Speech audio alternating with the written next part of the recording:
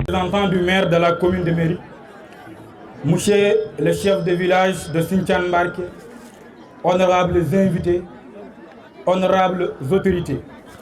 C'est avec un immense plaisir et un énorme abyssal que je me présente devant cette sommité à l'occasion de cette cérémonie de rendre hommage à notre grand-père El Hadj Demba Hamel Sy. À cette période, j'en profite pour remercier l'ensemble des personnes qui ont eu l'idée de décerner cet honneur à ce grand monsieur. À cette occasion, nous allons en profiter pour vous parler de l'histoire de El Hadj Demba Hamel Sy. El Hadj Demba Hamel Sy. El Hadj Demba Hamel Sy est né le 1er janvier 1946 à Sinthiane Mbarké. Son père s'appelle Hamel Souleymane Sy. Sa mère, Siati Dede Sy. Parcours éducatif. El Hadj Demba Hamel Sy a commencé ses études coraniques en 1953 dans son village natal avec un grand marabout qui s'appelle Selmo Aïdara. Il a aussi fait ses études à Djarengel avec Thierno Salif Anne. Il a appris le Coran en faisant le berger. Il a voulu abandonner les études en prenant la décision de courir avec Oumar Dié de Gadjob. Sur ce parcours, ils ont dormi dans des séminaires entre Djarengel et Mbumba, sans le savoir. À son arrivée en Sinthiane, son papa lui a demandé de retourner à Djarengel. Il s'est retourné, mais n'a pas pu faire beaucoup de temps là-bas. Dans ce contexte, qu'il est revenu encore à Sinthiane Mbarké pour partir à Gonkol Safal. Et le feu Thierno, et le feu El Hadj Thierno Mohamed Amar Sy, radiallahu ta'ala anhu, l'enseigne. Il était avec Abou Sambalele, Mamadou Haran, Hamed Samba Issetou, Thierno Mamadou Thiam, Thierno Mamadou Amar Sy, Thierno Amadou Amar Sy. Il faisait des voyages avec Thierno Mohamed Amar Sy à Dara Djolof, où il fait des mois et retourné à Gonko. Son dernier parcours sur l'enseignement coranique est avec son frère Thierno Momo Samb de Dara Tchoub. Parcours professionnel. El Hadj Demba Hamel Sy a commencé comme travail de faire le berger à Hombo, près de Ogo. Son premier salaire était 5 000 francs. Il a fait le parcours de Mbour à Dakar pour accompagner des vaches où il faisait de 25 jours dans le voyage. Son paiement était 20 000 francs. Il était aussi à Kayhed avec Amadou Nam et Seydou Tchalil, dont ces personnes lui portaient beaucoup de confiance et ont pris décision de lui laisser partir avec les bergers jusqu'à Bakel. Il était aussi à Kifa, c'est dans le Mauritanie, dont il partait avec des troupeaux pour les vendre à Dakar. Avec pied de Kifa à Dakar, il faisait 1 mois, 2 jours. Dans ces voyages, pour manger, on creusait des trous, on mettait du sachet pour pouvoir verser le couscous et du sucre. Il ne connaissait même pas le lait. El Hadj Demba Hamel Sy. Lorsqu'il est venu à Dakar, son tuteur était son tonton, Baba Dede Sy, en marché Cham, c'est dans Guédiawaye. Il était vendeur de goro à marché Boubès. En cet instant, il était adjoint du délégué de marché Boubès, qui était Morphal. Il est devenu aussi délégué du marché de Bès. El Hadj Demba Hamel Sy. Après son retour en Abidjan en 1982, il a acheté sa première maison à Guédiawaye. Il était en Abidjan en 1979, 1980, 1981 avec son boutique. Lorsqu'il retourne au Sénégal, il a laissé une boutique d'une valeur de 800 000 francs avec Alsan Abdallah qui est actuellement à Madina Gounas. Mais il n'a pas pu retourner en Abidjan. Mais il a pris décision de partir à Boundoul, c'est Gambie, pour acheter des marchandises et les revendre au Sénégal. Il fut le délégué de quartier de Darahman II dans Guédiawaye. El Hadj fut le trésorier général de l'école 25 de Guédiawaye. Son parcours, El Hadj partait à Dubaï pour acheter des tissus et les revendre à Thiaroye. Mais il a rencontré des problèmes, dont un gars où il avait beaucoup de confiance a pris les tissus dont il livrait et envoyé avec. En ce jour, El Hadj remercie le Tout-Puissant Allah par tout ce qu'il avait besoin dans sa vie, dont Allah lui a démontré avant l'arrivée. Il l'a obtenu aujourd'hui. Par ses propos, El Hadj n'a jamais volé. El Hadj respecte les règlements, les prières, le sunna, mais aussi la farine.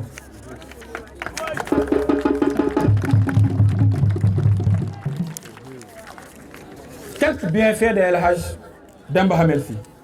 El Hadj a donné plusieurs billets de Mecque, dont on ne peut même pas les estimer.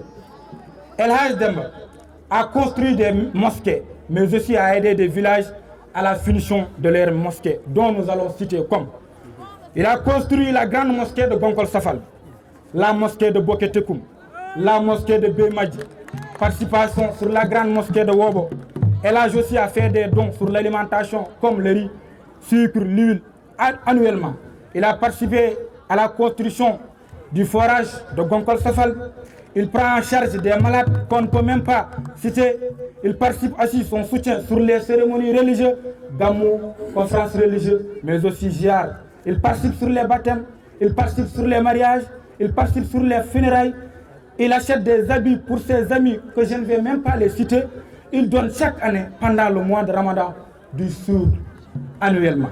El Hadj est une personne très sociale dont nous souhaitons le Tout-Puissant Allah l'accord d'une trop longue vie, avec beaucoup de santé, mais aussi de joie, et que le Tout-Puissant Allah accorde à ses femmes, à ses enfants, d'en profiter sur cette chance d'avoir une personne très spéciale. Donc nous pouvons dire il faut vivre parce qu'on mérite de vivre et pas vivre parce qu'on a envie juste de vivre. El Hadj mérite de vivre. Je vous remercie. Assalamu alaikum bandiraɓe. En calmini dental ngal fof. En bismimoɓe. So jii kadi kalden ɗum eɗen ngar français wonko tagi. El Hadj Allah waddani mbo e haalpulare ɓolɓe. Omo liggodiray ɓe ganduɗa nanta pular guilay wolof ha e français. ɓen ma profite so nani ko kalten ko ganda mo jokkodiri o wona kamɓe tan teddinimo wona kamɓe tan jiiɗimo mais won wonɓe caggal ɓe ganduɗa ene keftinimo ene jiiɗimo ɗum woni hen anni men kalden e français mais ɗemgal ngal parnorɗen aduna enen fof eɗen gandi ko pular sen garti hen paaɗen koye pular woni kalten jar jar El Hadj par ce que neɗɗo yiiɗum ne jooɗi ni tan mais won parcours mo jogui ha heeɓi to heeɓi to guila e caɗele mais aussi e beelam sen garte El Hadj Demba Hamel Sy Demba Siyati El Hadj Demba Hamel Souleymane Sy Demba Siyati Boukara Aissé Amel Tano Mouhamed Julɗo Kane mbo Sinthiane Mbarké banggue baba mbo Gonkol Safal ɓe banggue yumma e baba mbo Jarangel to banggue yumma mbo jeeri e waalo mbo yimɓe fof ndendi on woni El Hadj Demba Hamel Sy.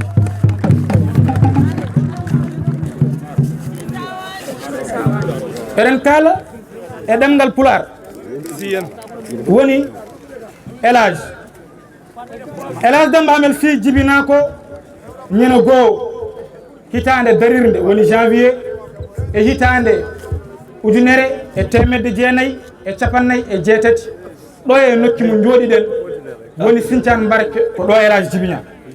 El Hadj bammum wiyete ko Hamel Souleymane Sy yumma ko wiyete ko Siyati Dede Sy o woni El Hadj sen kaali banggue nde o rewi El Hadj fuɗɗima jangge Uran ko ɗum o fuɗɗiri o jangguina ko Uran e wuuro makko ngo jibina ko ɗo o janggi Uran ɗo Sinthiane ɗo o fuɗɗori adi jangguintamo ceernajo wiyete ko Selmou Aydara o jokki jangde kadi toon to Jarangel e ceerno Salif Anne o jangganno Uran mais kadi omo ayna El Hadj waɗi ɗum o yeehi noon hawɗiɗe woppude jangde makko El Hadj ƴettino décision dogde El Hadj homo dogduno El Hadj dogde Oumar Diye on jeeya koto gajoɓe e nder nduɗon dogdu noon gandon eɗe o El Hadj o waali e nder bamule ha weeti tewtinani ɗum konkoye Oumar Aydara oɗon ɓe mbaali e nder bamule ɓe gandani to mbaali ɗo ko bamule Allah waɗi maɓe pini ɓe gandi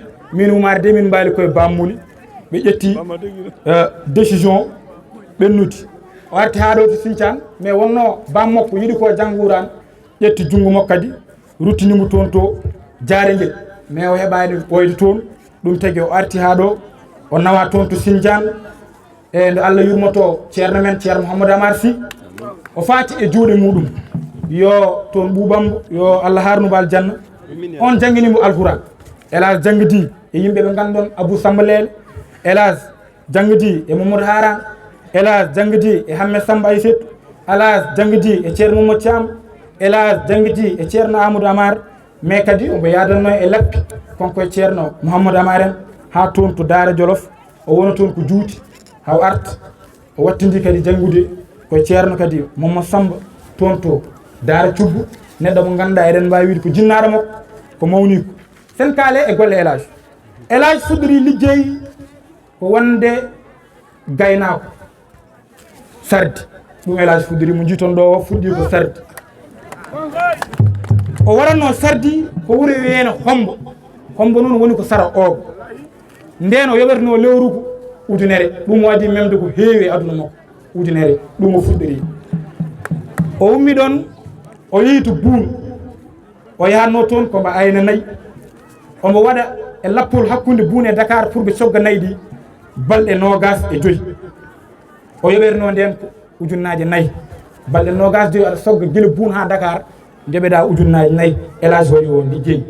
Elhadj woni toon to kay heedi o wonduno koye neɗɗo ne wiye Amadou Namma ene wonde Seydou Thiali yimɓe ɓe ganduɗa jeehi ha jogui Elhadj confiance ƴetti anni e fandare woppide Elhadj ene yaadayi aynaɓe ha toon to Bakel o yeehi kadi o fayi kiifa soɗon nana piifa woni koto Mourtani toon kadi o ƴettanno toon ko jawɗi omo sogga ɗum guila kiifa ha Dakar o waɗa ɗum ko lewru e balɗe 2 e nder ndiɗon laabi caɗele ɗe o waɗanno rencontré soɓe jiiɗi ñamde ɓe garat koye karayal ɓe gasat karayal ngal ha lugguiɗe ɓe lomba hen mbuus ɓe mbaɗa hen lacciri ɓe mbaɗa hen sukara ɓe ñaama nden ɓe ganda meew. Elhadj andano meew gandiron noon. Elhadj mo jiiton ɗo o lappol makko ummi ɗo fayi ko Dakar ndo yeehi Dakar nde o alano galle toon Elhadj o alano galle Dakar wonno jaatigi makko adan o wonduno koye kaw makko Baba Dédé Sy toon to marché Sam soɗon nana woni koye nder Guédiawaye o woni kadi jeeyo Goro. Elhadj yeehi Goro. Elhadj oɗo mo jiiton yeehi Goro toon to marché Bes nden wonno ko calal gotal Elhadj ɗon ñallate calal yeede Goro mum so yi ha hiiri so lampa ka huɓɓi Elhadj ummo fatata lampa ka woni ɗo wadde gandon Elhadj woni jeeyo Goro. Elhadj de kadi e nder marché Allah e makko hoolede konko wonno cukko gonnoɗo délégué marché Bes wonno délégué marché Bes ko Mor Fall konko wonno cukko yeehi ha tolni saaha goto hoolare waɗi Elhadj kadi watta délégué marché bu Bes.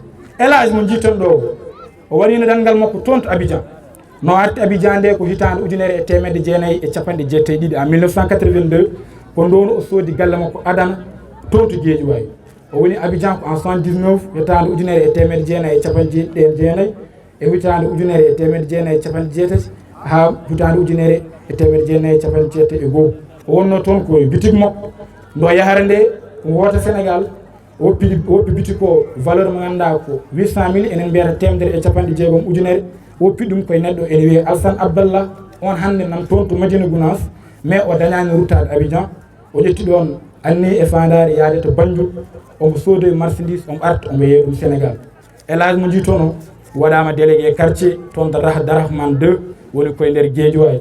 Elhadj mo jiiton ɗo waɗama trésorier général woni mofto ngal toon to école 25 woni koye nder Guédiawaye neɗɗo koolaɗo nani. Elhadj mo jiiton ɗo ene yahatno Dubaï ene somoyo baguiji arta yeeya ɗum Thiaroye kono no Allah hoddirat o meeɗi hen jamfede hano wayni mais hatta Elhadj mo jiiton ɗo jaɓani woppude ha ñalawma mo jiiten ɗo Elhadj ne yetta Allah omo yetta Allah no feewi kala ko yinno e aduna makko omo wawi wiide Allah waɗanimo kadi Allah hollimo ɗum gila ɗum arani Allah hollatmo gila arani so ari kadi no Allah hollirnomo ni ko noon tan wonirta to woni ɗo omo yetta Allah ko Allah waɗannombo gueɗe liggueji musɗi mais hande weeli sen kalta e gueɗe moƴƴe en mbawa haaldude gueɗe makko mais ma en eto wonno woni fandare men ruttude neɗɗo teddugal ko haalde golle moƴƴe ko addi teddugal ngal ala joni ko liggi ha tagui ɗum tottede ngal ɗo teddugal ngal noon en mbawata haaldude ko liggi ko foof mais an ma en eto seeɗa ko heddi ko wassa arɓe ɓeyda so ɓeyda kadi gandon wassa sen paari windude deftere nde jiɗɗen windude nde jiyon ɗum hen. Elhadj mo jiiton ɗo o rokki biyeji makka min dunki andude no foti limama ronkama haalede wiyama so limama mankinete wadde woppa Elhadj wiya tan ko rokki biyeji makka Allah tan andi biyeji Elhadj rokkeɗi ene foti.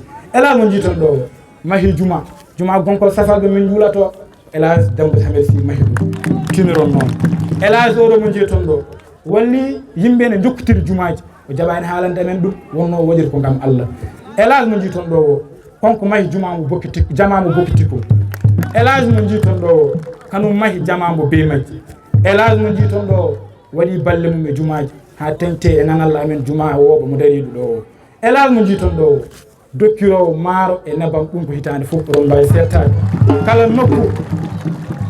kala nokku wonɓe ɗo balle ene jaaha tum ɗum ko maaro sukara e nebam te ɗum ko hitande fof élage mo jiiton ɗo o